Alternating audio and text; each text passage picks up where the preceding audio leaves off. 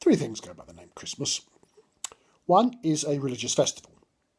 This is important and obligatory for Christians, but as it can be of no interest to anyone else, I shall naturally say no more about it here.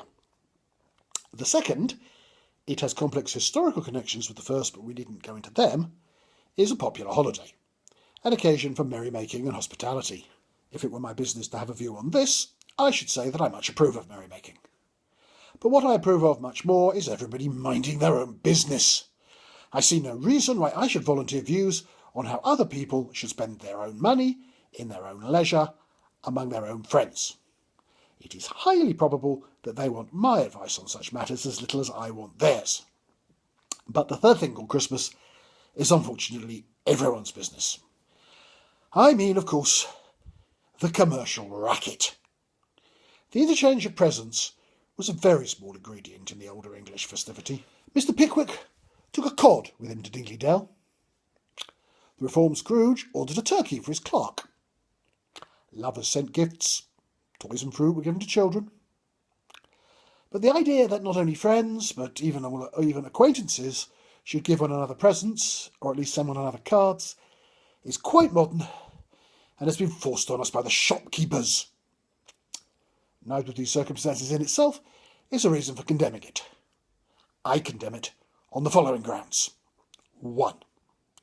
It gives on the whole much more pain than pleasure. You have only to stay over Christmas with a family who seriously try to keep it, in the third and commercial aspect, in order to see that the thing is a nightmare. Long before the 25th of December, everyone is worn out, physically worn out by weeks of daily struggle in overcrowded shops, mentally worn out by the effort to remember all the right recipients and to think of suitable gifts for them. They are in no trim for merrymaking, much less, if they should want to take part in a religious act. They look far more as if they've had a long illness in the house. Most of it is involuntary. The modern rule is that anyone can force you to give him a present by sending you a quite unprovoked present of his own. It's almost blackmail. Who's not heard the wail of despair and indeed of resentment when, at the last moment, just as everyone hoped that the nuisance was over for one more year, the unwanted gift from Mrs. Busy, whom we hardly remember, flops unwelcome through the letterbox and back to the dreadful shops one of us has to go. 3. Things are given as presents, which no mortal ever bought for himself. Gaudy and useless gadgets, novelties, because no one was ever fool enough to make their like before. Have we really no better use for materials and for human skills and time than to spend them on all this rubbish? Lastly, the nuisance. For after all, during the racket, we still have all our ordinary and necessary shopping to do, and the racket trebles the labour of it. We're told that the whole dreary business must go on because it's good for trade.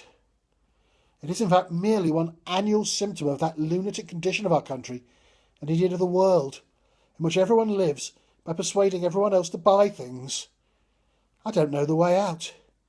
But can it really be my duty to buy and receive masses of junk every winter, just to help the shopkeepers? If the worst came to the worst, I'd sooner give them the money for nothing and write it off as charity. For nothing? Yeah, better for nothing than for a nuisance.